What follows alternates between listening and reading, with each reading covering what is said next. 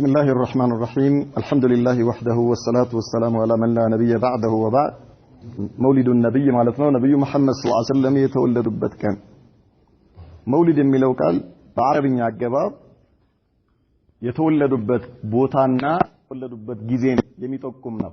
መውሊድ የሚለው ቃል ሁለት ነገር ይዛል። የተወለዱበት ቦታና የተወለዱበት ቀን። በአብዛኛው ገነኛ መውሊድ ስንል የተወለዱበትን ቀን ነው የሚፈለግበት ማለት ነው። ከነብዩ መሐመድ ሰለላሁ ዐለይሂ ወሰለም መወለድ ጋር በተገናኘ እንደምናቀው የነብዩ መሐመድን ሰለላሁ ዐለይሂ ወሰለም ልደት ማክበር የተለመደ ማንኛውም ሙስሊም ሊያቀው የሚገባ መሰረታዊ ነጥቦች አሉና እነዚህ መሰረታዊ ነጥቦች ማወቅ ግድ ይለናል። እነዚህ መሰረታዊ ነጥቦች አራት ጥያቄዎችን ይዞ ለእነዚህ ጥያቄዎች መልስ የሚሰጥ ይሆናል። አንደኛ መውሊድ ማን ጀመረው? ሁለተኛ መቼ ነው የጀመረው? ሶስተኛ የት ነው የጀመረው? አራተኛ ለምን? እነዚህ ጥያቄዎች መልስ ሲያገኙ እያንዳንዱ ሰው በዚህ ጉዳይ ላይ ያለው ነገር ሚዛናዊ ይሆናል ማለት ነው። ከዚያ በኋላ ምናልባት ሁክሙ እያንዳንዱ ሰው በራሱ ሁክም መስጠት ይችላል። ከፈለገም ሁክም ላይ አያስፈልገኝም ካለም ይሄ ነገር ማወቁ በቂ ነው። ከዚህ ውጭኛ ሁክሙ ላይ አይደለም አሁን ጭቅጭቅ የሚያስፈልገው ማለት ነው።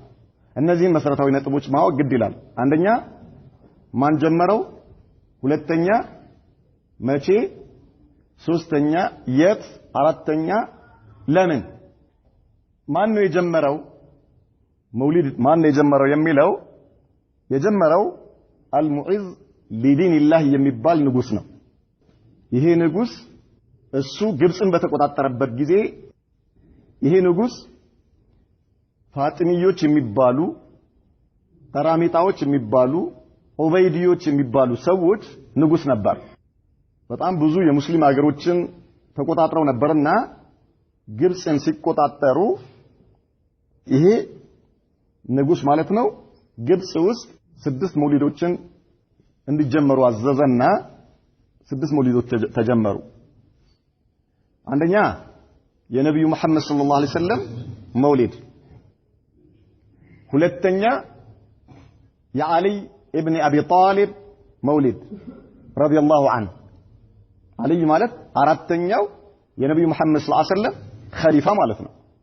ሶስተኛ የሐሰን ማን ኢብኑ አሊ ኢብኑ አቢ ጣሊብ የዓሊ ልጃቸው ሐሰን ማለት ነው። አራተኛ ሁሴይንም የማን ልጅ ነው? የዓሊ። በሌላ አባባል የማን ልጆች ናቸው? የፋጢማ የነብዩ መሐመድ ሰለላሁ ዐለይሂ ወሰለም የልጅ ልጅ ማለት ነው። እነዚህ ሁለት ሐሰንና ሁሴን። አምስተኛ የፋጢማ የራሷ የልደት በዓል። ስድስተኛ የንጉሱ የራሱ የልደት በዓል። 6 መውሊዶች። አንደኛ የነብዩ መሐመድ ሰለላሁ ዐለይሂ ወሰለም፣ ሁለተኛ የዓሊ ኢብኑ አቢ ጣሊብ፣ ሶስተኛ የሐሰን ኢብኑ አሊ፣ አራተኛ የሁሴን ኢብኑ አሊ፣ አምስተኛ ፋጢማት ቢንት ረሱልላህ ሰለላሁ ዐለይሂ ወሰለም፣ ስድስተኛ ደግሞ የራሱ የመሪው መውሊድ እንዲጀመር አደረገ። 6 መውሊዶች። መቼ? በ361ኛው ዓመተ ሂጅሪያ ወይም በ362ኛው ዓመተ ሂጅሪያ። አንዳንድ ዘገባዎች በ361ኛው ዓመተ ሂጅሪያ ነው መስርን ግብጽ የገቡት እነዚህ ሰዎች የተቆጣጠሩት በዛው ዓመት ጀመሩት የሚል አለ። ሌላኛው ደግሞ እነዚህ ሰዎች በ361ኛው ዓመተ ሂጅሪያ ግብጽን ተቆጣጥረው በ362ኛው ዓመተ ሂጅሪያ ነው ይሄን የጀመሩት። ኢዘን ምናልባት ያው 361ኛው ወይም 362ኛው ዓመተ ሂጅሪያ ላይ ነው የተጀመረው ማለት ነው። ማን የጀመረው ብለናል? አልሙዒዝ ሊዲንላህ። መቼ? በ361ኛው ዓመተ ሂጅሪያ ወይም በ362ኛው ዓመተ ሂጅሪያ። የት ብለናል? ግብጽ ላይ።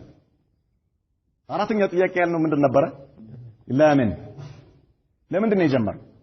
አልሙዒዝ ሊዲንላህ ይህንን የመውሊድ እንዲጀመር ያደረገበት ምክንያቱ ምንድነው ከተባለ እነዚህ ሰዎች ግብጽን የተቆጣጠሩ ወይም ደግሞ ሌሎችንም ሀገሮች ሲቆጣጠሩ የነበሩ ሰዎች ፋጢሚዮች ይባላሉ ብለናል። ወይ ደግሞ እስማኤልያዎች ይባላሉ፣ ወይ ቀራሚጣዎች ይባላሉ፣ ወይም ደግሞ ኡበይዲዮች ይባላሉ። ማን ናቸው ከተባለ እነዚህ ሰዎች አስላቸው ሺዓዎች ናቸው። በ361ኛው ዓመተ ሂጅሪያ ግብጽ ላይ እስኪደርሱ ድረስ በጣም ብዙ ሀገር ከተቆጣጠሩ በኋላ ነው የመጡትና ግብጽን የተቆጣጠሩት። ከዚያ በፊት እንቅስቃሴያቸው በአፍሪካ ሀገር ነበር የተጀመረው። ከዚያ ባህሬን ላይ በጣም ብዙ ተቀባይ ያገኙና እንደ ማዕከላዊ ሀገር አድርገው የተጠቀሙት ባህሬንን ነበር። ባህሬን ላይ በጣም ብዙ እንቅስቃሴዎች ነበሯቸው።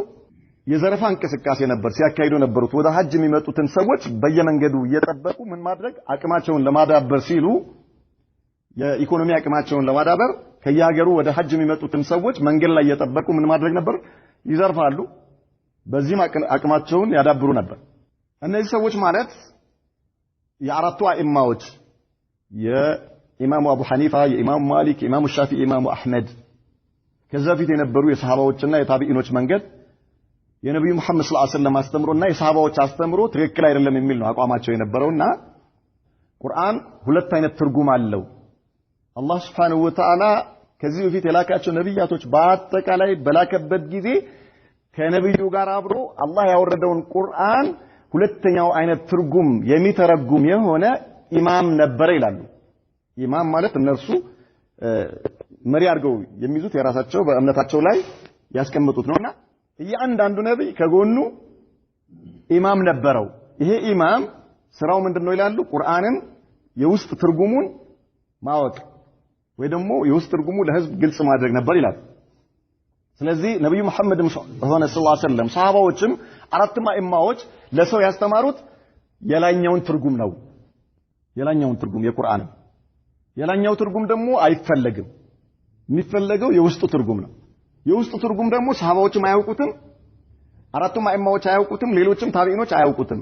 ማን ነው የሚያውቀው? የኛ ኢማሞች ናቸው የሚያውቁትና ይሄንን ነገር ለህዝቡ ለማስተማር ነበር ይላሉ የመጡት። ስለዚህ እኛም አሁን ያ ኢማሞቻችን ወይም ኢማሞቻችን ያስተማሩት የቁርአን የውስጥ ትርጉም ለህዝቡ ማሳወቅ አለብን የሚል ነበር እምነታቸው ማለት ነው።